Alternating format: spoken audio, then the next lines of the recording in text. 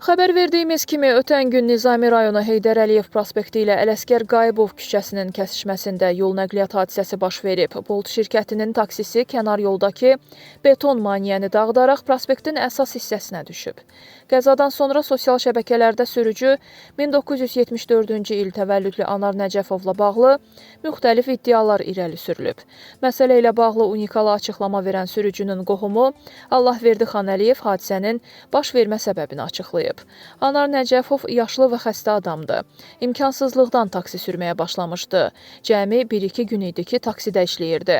Maşın şirkətə məxsus olub. Avtomobili idarə edən zaman onu qıcolma tutub, ayağı qazda qalıb. Bu səbəbdən də qəza törədib. Onun hər iki ayağı sınıb.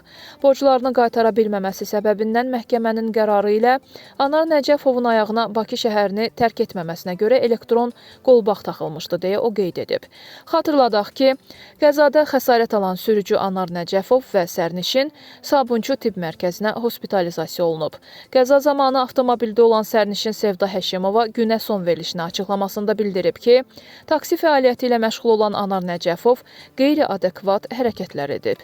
Onun sözlərinə görə proqram vasitəsilə taksi sifariş edib.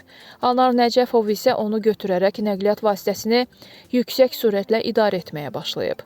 Avtomobilə yeni minmişdim ki, sürücü qəribə səslər çıxarmağa başladı və ayağını da qaza basdı. Hələ çox getməmişdik, körpüyə çatanda bir də gördüm ki, uçuram.